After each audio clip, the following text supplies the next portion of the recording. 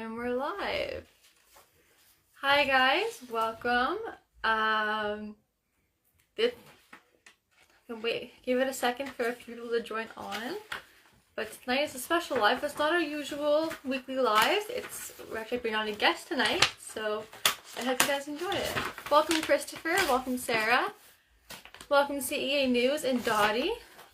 So some of you guys may have seen our post from earlier. Tonight we're bringing on special guest Trevor.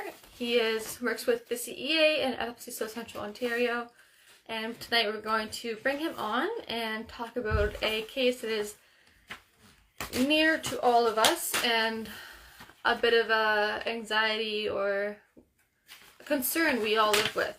And I think you guys can really benefit from hearing more about this topic, and I hope you guys will be able to help us with it as well. So I'm just going to add him in. I'm going to figure out how to add him in. Is he there? Yep. And the CEA News official. Hi, Belinda. Hi, Trevor. Welcome. Hello, how are you? Doing good. How are you? I'm good, thank you. Thanks for giving us this opportunity to talk about this. Oh, of course. I definitely want to do something more for this topic and this case, and I think we're happened right there in your backyard in Ontario. I think who better to help me with this?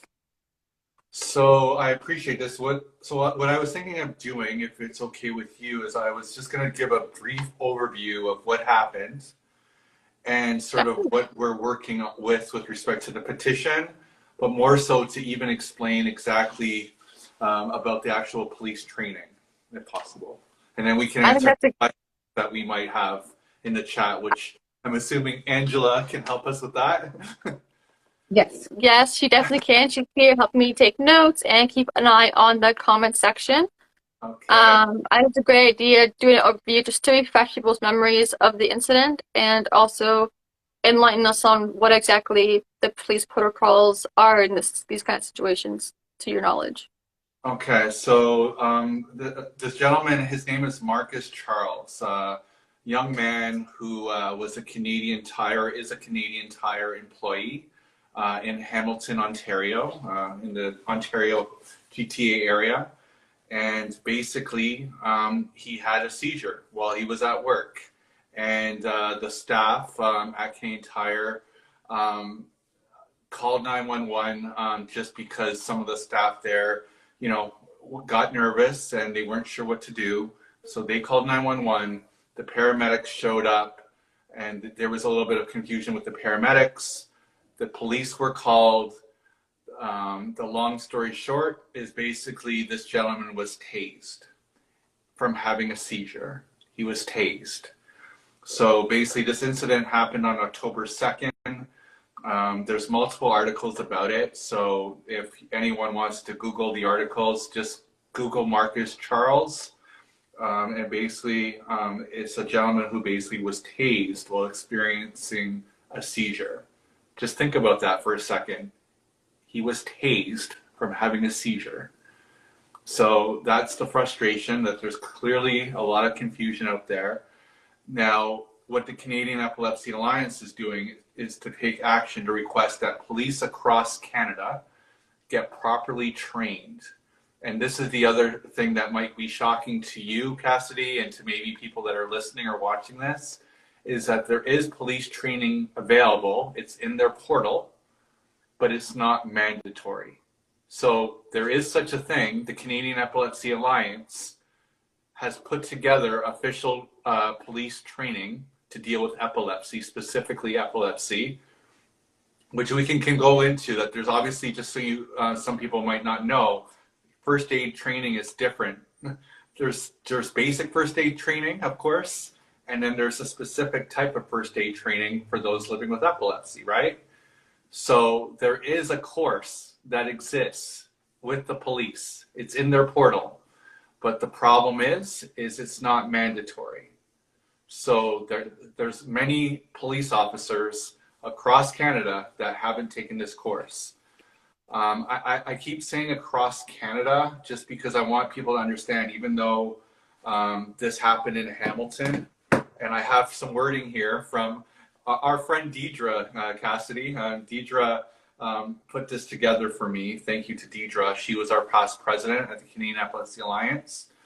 But she put this together for me, and I'm just going to read this really quickly if you don't mind. Not at all. I'm glad that she sent this over to help us with this. So basically, this recent case in Ontario is not an isolated incident. The CPKN program, which is the police training, this program started because an off-duty police officer in Ottawa had a seizure, and those who responded tased him because they didn't recognize that he was having a seizure. In this case, the police officer was diagnosed with epilepsy. This resulted in developing the program from an officer's point of view. So just to give you some background, it was actually a police officer who has epilepsy that helped put together this course. Over the years, there's been multiple cases of people with epilepsy being tased across the country. We've had cases in Halifax, Ottawa, different parts of Ontario, out west, British Columbia. It's the whole reason why we're encouraging police officers to take this training. And then yesterday, I know this is not epilepsy related, but if anyone heard in the news, in Mississauga, Ontario, a person with autism got tased. So there's obviously some confusion. There's clearly some, I don't know the word I'm looking for here, stupidity, for lack of better words, that people aren't taking the course. So Not stupidity. I know you said lack of words, but maybe even the just not having access, or not having, even some people may not have known that this option was available for this first aid course. So not having that knowledge, not having access to that knowledge, and therefore just not, not being educated in that to the extent that they should be. Wait, better said. So it's just the frustration of just that this course exists. It's sitting in their portal, but it's not mandatory. So that's basically, what we're here to do is, thank you again for this platform, is we have created a petition. Marcus Charles has endorsed it because he himself signed the petition.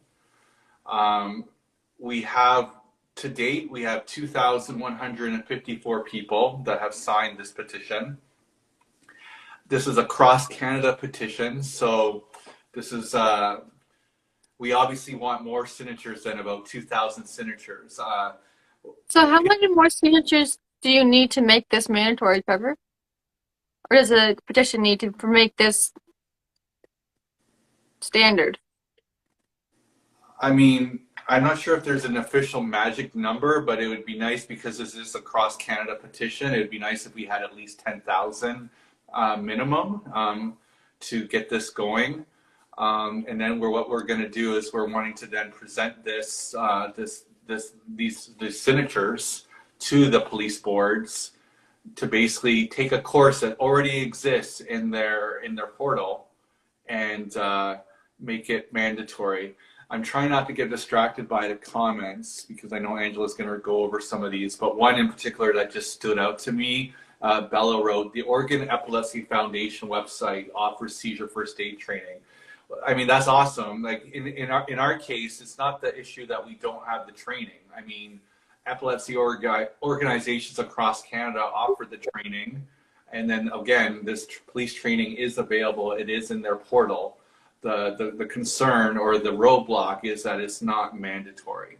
So I guess the better way I could have said it earlier is not that it's stupidity, it's frustration at least that, or maybe being misinformed that they're not aware that this course maybe exists, or because it's not mandatory, they're not taking it for whatever reason. But clearly there's something broken in the chain here because they're not taking this particular course.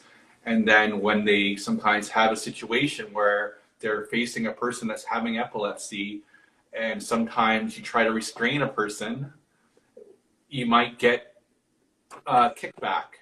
I myself have worked with people with epilepsy, And I know myself, you try not to hold them down. Of course, you push things away from them so that they don't injure themselves. But there's been times where I've got kicked by a person with epilepsy. I don't take it personal. I don't lash out at the person because they've kicked me.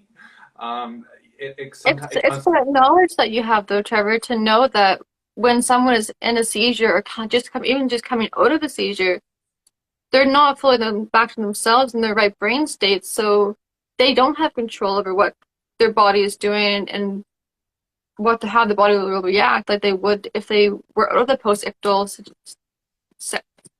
part of a seizure. Yeah. So you having that knowledge will know that, and I think that's kind of what you're saying here too, is why this should be mandatory for these people to take, so that they can have that knowledge as well. Yeah. I mean, Cassidy, I'm curious for you, did you know that this course wasn't mandatory, or did you, I mean, I know you work with Deidre and you're out and about, but I'm just curious, or even what you think generally the sense is from the general public, if they knew if this course that's in the portal is even mandatory, you know? I did not know that it wasn't mandatory. I didn't know that they had a course within the public sector. I thought, to my knowledge, I think it was that, you know, like as our associations do, they go into places and give seizure first aid sessions. Businesses and workplaces book those and schedule those. I thought that was their seizure first aid kind of thing. Yeah. And I didn't know they had a section in the department solely dedicated to that. Yeah. I do know, like, I agree with what you're saying, like, this is across country, this is everywhere, really, in the world, but focusing here, like, even in New Brunswick and Montreal, there are people who were handcuffed and got their wrists broken, there are people who were kicked off of buses and arrested, there are people that were tased, too, in Montreal. It's everywhere that needs to be more informed like this, and I think this petition that you guys have set out for Marcus is a really good initiative and a step in the right direction to make that happen. I asked that question just because there's this, it's just frustrating because this course exists, and it'd be nice, it'd be great if even there was people in this chat that happens to know police officers. As much as we would love it, you know, the first call to action is, of course, we want everyone here to sign the petition, you know, and Cassidy, you were nice enough to sign the petition. Oh, definitely. So, of course, we want everyone to sign that petition, but if you happen to know a police officer, even just have a conversation with him or her and just say, hey, did you know? Because everyone, if you're a police officer, you know, it's basically called the Canadian Police Knowledge Network, which is CPKN. And it's, I mean, I'll send these links to you after, but it's basically, you go to the website cpkn.ca. But I mean, I don't know, it's probably hard to see here, but it's a course that exists, and it's in their portal. And I think it's not only is it because the issue is that it's not mandatory, I think a lot of people don't even know it exists, you know? So if a way that we could get the help is just talk to a friend, family that happens to be a police officer. Let them know that this course exists, and well, ask them, encourage them to take the course, you know? Definitely. Go ahead. Awesome. So I know you have so for people on here to sign this petition that may not have already signed it. I know there's plenty of links floating around on the CEA site and other association sites. But if they say didn't have Instagram or something like that and was sent this video as an information platform, what would be the website they could look up to go to it? So the easiest way will be to go to our website, which is the CanadianEpilepsyAlliance.org, www.CanadianEpilepsyAlliance.org. The Canadian Epilepsy Alliance is the umbrella of all the epilepsy agencies across Canada that provide programs and services across Canada. So if you go to the Canadian Epilepsy Alliance website, you'll see posts related to this, which is, of course, talks about the petition is in one post. One of the other articles specifically talks about the actual course itself, because many people have been asking about the course, which is, we like that. We like when we're getting interest about the course. So if people want to learn about what this course is, the information about the actual course is on our website as well. Obviously, learning more about Marcus, that's all explained in the petition. And as I said at the start of this stream, just Google Marcus, Marcus in the sense Charles. of Marcus Charles. Thank you. There's You're multiple welcome. articles that have been done about this case, and he's a young man who was just working his shift at Canadian Tire, and he had a seizure. And now the one thing I haven't mentioned, he's been charged with 3 different charges of assault. So he has court dates. The police are charging him because of, of being, so it's just, So yeah. I don't know if you know this or not, Trevor, but do you know if the police are aware that he wasn't in control of his actions? I mean, And like that it was due to a health condition that he responded the way he did? Like, is there any way for Marcus to like prove this or get these charges dismissed? Because if he wasn't post seizure, he very well may not have done that, reacted the way he did, because the brain couldn't comprehend what was happening to him. So is there any way that he can get these charges dismissed due to that? Or would you know that? I guess the only thing I'd say, because I want to be obviously careful of what, I don't know anything about the actual court case. I know our president, Cynthia Milburn, and any of us that have made comments, we're only basing it on what we've read in these media reports. So we basically only know what we've been reading in these articles about the situation. So we know that if you watch the video, there is a video, and I warn everyone, it is sad to watch this video of this man getting tased. But if you watch the video, I mean, you can hear people yelling, he has epilepsy. So, and obviously the paramedics knew he had epilepsy, the police knew he had epilepsy. So it was known he had epilepsy. So I want to be clear about that. I can't comment on the assault charges specifically or what's happening in the sense of the court date or any of that. We're just going based on what we're reading in these articles. So if anyone that's watching this wants to learn more, I mean, again, I would say look him up because there's multiple articles about this, and it's, like I said, it's quite. I warn you, you're going to be really upset. You're going to be really heartbroken or sad to hear about Marcus Charles. Like, he's a nice man, We have a couple comments I'll read right quick.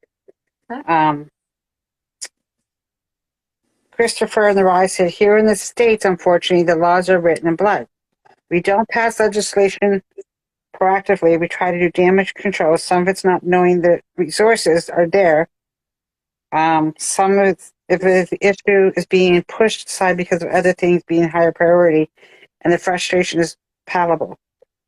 Karen from the UK, I can't understand why on earth they would think it would be a good idea to taser someone having a seizure. It's ridiculous. And then she said, if the training is there, it should be done. It shouldn't be an optional extra. It should just be done. And she apologized if she sounded rude. It's very frustrating and terrifying knowing that this is how some people are being treated. It honestly, Karen, you're very much right. It is unfortunately sad to hear this, how people are being treated in certain places. And the training is a great idea. It's very important, and it'll help first responders better be equipped to help when they get called to these situations and these scenarios. And for those of us living with epilepsy or any health issue that could result in this same way, it could just be so beneficial. And like, health conditions are so common. Like, honestly, every third person you walk by has something, and this could happen too.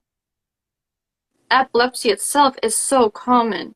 So there's so many other people this could happen to as well. And I really encourage everyone to sign this petition to make this mandatory. One thing I wouldn't mind adding, it's again from Deidre. I reached out to Deidre just prior to this broadcast, and she basically wrote to me. I mentioned that I'm reading this from Deidre's words here. I had mentioned that I accompanied a person to court because a security guard pressed charges, assuming the person was being rude, other than realizing that this gentleman was having a seizure. The judge dismissed the case, although it shouldn't have went to court. Although that this wasn't a taser-related incident, the point is people assume sometimes that someone is being disruptive rather than checking to see if a person is in medical distress, right? So then that's when it continues where Deidre says, this recent case in Ontario is not an isolated incident. The CPKN program started because an off-duty police officer in Ottawa had a seizure, and those who responded tased him. So this was a police officer that was off duty who happened to have epilepsy. He got tased, and they didn't recognize he was having a seizure. So this police officer helped in the sense of developing the program from an officer's point of view. So I just want to make that clear that this course started because of a police officer providing a view from a police officer standpoint. So this is, again, so police across the country could be educated about epilepsy. So again, I know I'm repeating myself, but this is important. Over the years, there's been multiple cases of people with epilepsy being tased across the country. Halifax, Ottawa, Ontario, out west, different provinces. We're encouraging police officers to take this course.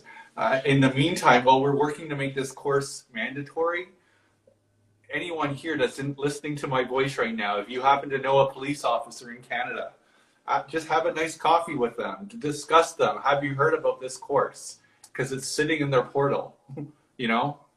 So, You're very right, Trevor. I do have one question about the petition.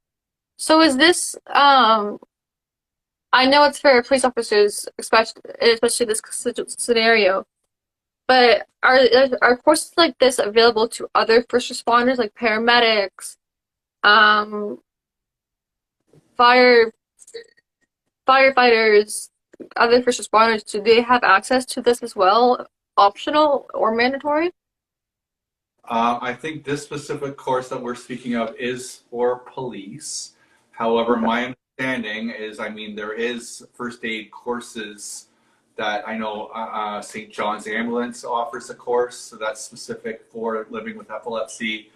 I know epilepsy organizations across Canada offer first aid training, right? And they go into schools, they go into, so I would say to answer that question is to have local people of all job titles to contact their local epilepsy organization to find out what they can get help with. But we're able to offer training, yes, but I guess the short answer to your question is that specific course that I'm speaking of is in the police portal.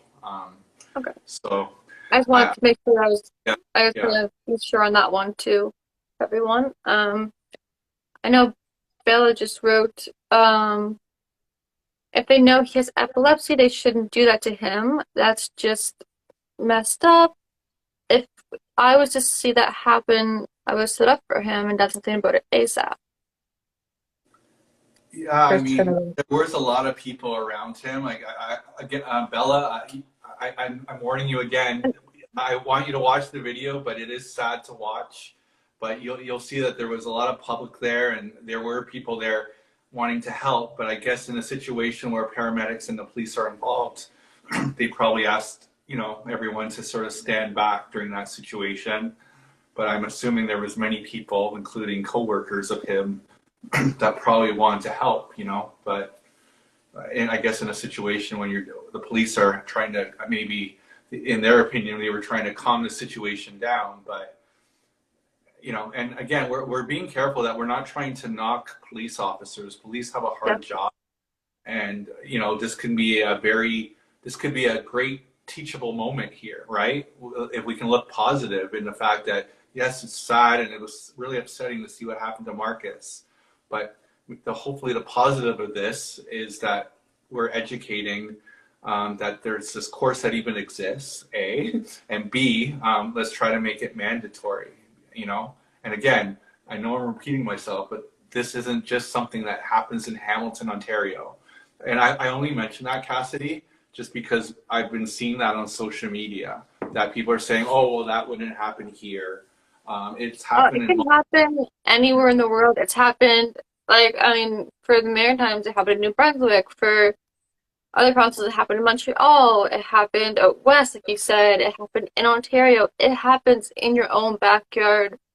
And I 100% agree with what you said, Trevor. We're not trying to put down the police or degrade the police at all by any means. We're just trying to help that police program and the police officers be better equipped to help people living with epilepsy in a more well-versed knowledge than they previously are, so that they can better help their communities. And so, yeah, so we can feel safer too, knowing that they know how to help us. A couple comments. Okay. Karen says, I've just watched the video. How can the paramedics and other police allow this? Why did she do that? It's awful. And then Adam's epilepsy warrior said, this is so sad and disturbing. We definitely need more awareness for epilepsy all over the world. 100%, guys. I can't agree more. That's exactly why we're doing this and why we're trying to get as many signatures on this petition as we can to help make this training mandatory for police.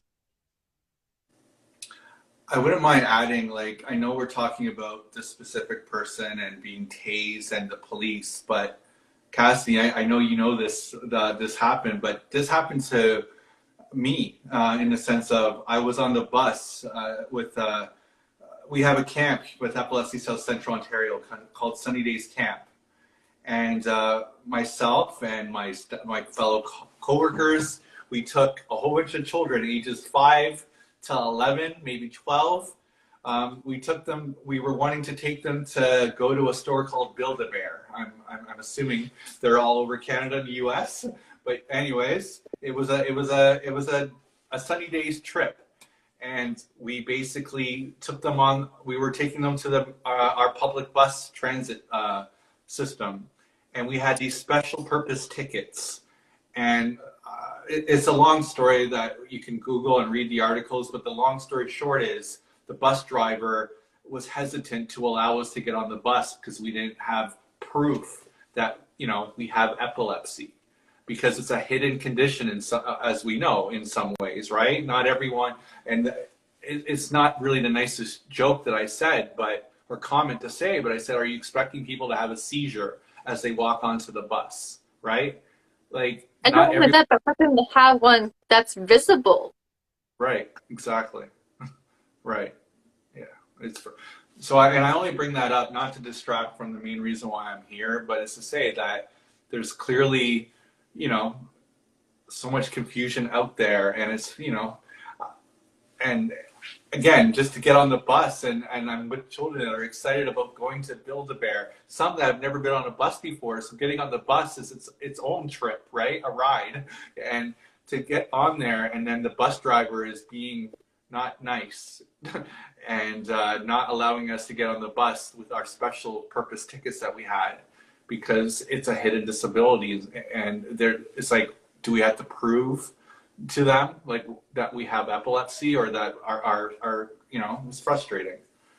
It's really frustrating, and that's exactly why making courses like this mandatory are so important. Yeah. You never know who it could happen to, when it can happen, and where. I know a few more comments to come in too. Okay. I've seen under Adams, Christopher said something, and then Karen. So Christopher said that there's Build-A-Bear in the U.S., yes. Karen said, I fully agree. What I don't understand is they all knew he had epilepsy and then basically electrocuted him. This training needs to be done by all people in authority, not just police. Bella Bear said that she knows that you build the bears all over the U.S. and Bella lives in Canada as well. Christopher said, I worked at a school for many years, and sadly there are people that simply wouldn't want to be entrusted with passengers with epilepsy. Karen said, we have Build-A-Bear in the UK too. Christopher said, which is awful, but some either don't know what to do or would want to deal with the procedure or fear of someone somehow liable. I know I can agree with a lot of what you guys are saying. And honestly, I encourage you guys all to, like Trevor said, watch the video. Keep in mind that it will be disheartening and hard to watch. But watch the video. If not, at least read the articles, sign the petition, please, and just keep talking about it. So after you sign the petition, if you could please share it on all your social medias, all your channels that you have, to really get it out there and get more signatures. Keep sharing, keep spreading awareness, and keep being respectful and kind, like I know you guys are.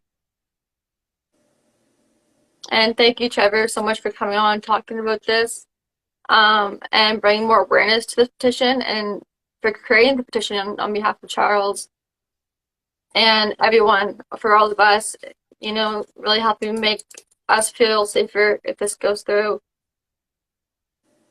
No, I appreciate it. I thank you, Cassidy, for always doing these broadcasts and doing this bonus one tonight. Obviously, what you do for the epilepsy community, of course, is amazing. I can't put that into words how much of a rock star you are. But just to get this platform to talk about this petition, I appreciate that. And again, if people can go to the Canadian Epilepsy Alliance.org website, again, they can learn about the petition. They can learn about the actual police course itself and just read a little bit about Marcus. And it is interesting to learn even about how the course got put together as well. Because this course wasn't just put together overnight. The people that were involved in putting the course together are well-respected individuals, including a police officer, including doctors, including epilepsy organizations. So, and the whole purpose of the course, and I just want to get this, I want to say this correctly, is just the course even talks about knowing how to identify different types of seizures and how to respond appropriately to help de-escalate a situation, right? So that's obviously what didn't happen in this case. If a person's getting tased, right? And actually someone brought up a good point to us. Cassie, can you imagine if this individual had a VNS device? Think about that. If this person had a VNS device and he got tased, that could have killed him. Yeah, that is very true. And that is another concern. And when these situations happen, is you don't know what people have, and you don't know what else could go wrong. And that is another fear on top of it, like Chris said above, somehow liable even. But that's why having this mandatory is so beneficial. So that wouldn't even have to be a concern. So none of this would be a concern. Miss Kelly said she has signed and shared. Thank you, Kelly. Thank you, Kelly. Definitely a lot of help, awesome. Guys. Kelly, thank you. And also, Kelly, shout out to you for always being such a advocate and always retweeting things on Canadian Epilepsy Alliance. She wore a shirt from Epilepsy Shop. She's awesome. Before I let you guys go, if anyone has any questions, please ask questions while you have me, because I'm very appreciative of this platform that Cassie is giving us. If anyone has any questions, please post them now. But if not, please go to our website. I just really want everyone to understand what the course is, why we're doing a petition, and again, just the frustration why it's not mandatory. But if anyone has questions, great. If not, I'll let you continue on. Guys, definitely if you have any questions, please write them in, type them down. We'll give you a minute to type them out. I'll also reshare the links to the the petition. Sorry, brain fart. To the petition for you guys to and with the to go to the site where it's at, and so you guys can have an access to it that way too, and for those who share it. Someone who just joined your broadcast, his name is Thomas. He's actually one of our counselors with Sunny Days Camp. He was on that ride. He didn't get on that bus that time. So Thomas, if you're still there, you can comment about that frustrating situation of getting on that bus that day. But, you know, again, if anyone has questions about the petition or why this course isn't mandatory, or if I'm curious if anyone here knows police officers, if they can, you know, encourage them to not only, it'd be even nice if we could get police officers to sign that petition, you know, so, you know. Anyways, having police to sign a petition would be amazing. Trevor, did you say there was the police were involved in helping writing this session too, right? Which is awesome. Yeah, so yes. Actually, I believe, I don't want to like outs, but what initiated this was the police officer in Montreal. Oh, off duty who got tased, our friend. We know that gentleman, yeah. He initiated this whole thing and getting it started, and working with doctors and everything. Oh, but I remember when he started this. Yes, that's excellent. So Christopher did say, please. Sorry, Mom, did I interrupt you? I was just going to ask, can people outside? Kids, are only Canadians that can sign the petition. Do they have to be Canadian residents? Okay. It's a good question. No. I've been asked that before. I mean, the more people to sign, the merrier. The stronger the epilepsy community worldwide gets behind this, because we can only speak for Canada, but I know in other countries, there's many places in the world that there are courses that aren't mandatory, or there's some places that don't even have these type of courses. So even though it's a Canadian petition, I think that the more from the epilepsy community that can get behind this, the better, you know? Definitely. That's amazing news. So no matter where you guys are joining in from across the world, I know I have people from all over on this live right now. So, and that will watch this after it's posted too. You guys can all help by signing and sharing the petition too, even if you're outside of Canada, and it will help just the same. And if you guys in the future decide to do such a thing too, you definitely have my support. I know Christopher had just posted a comment saying, please pin what you would like us to do here to help.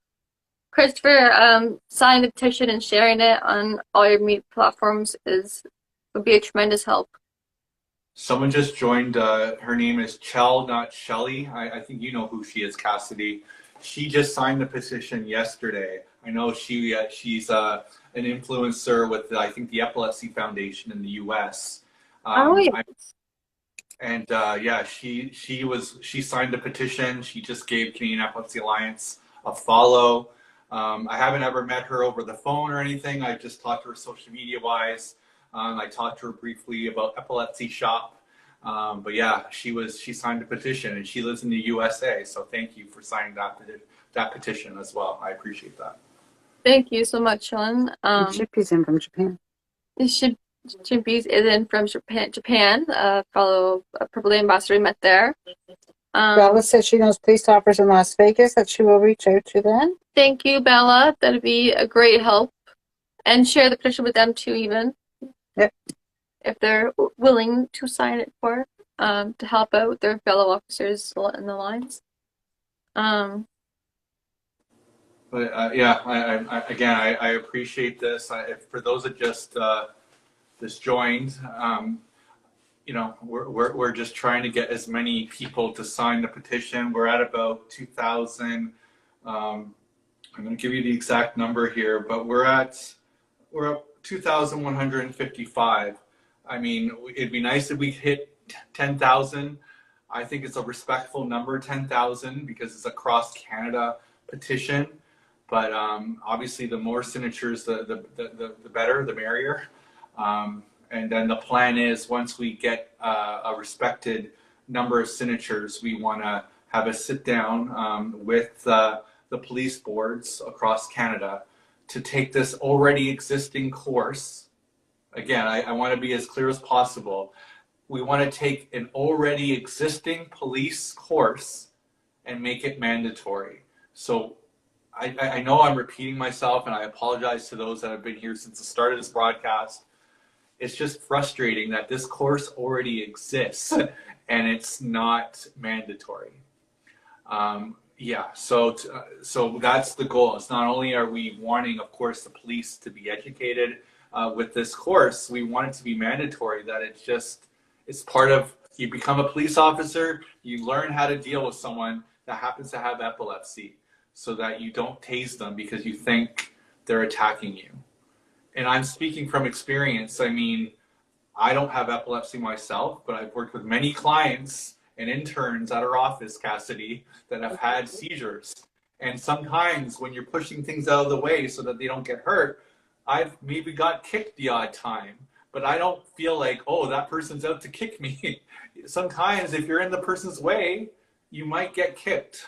I'm assuming Angela might have stories of that, you know? Oh, But, yep.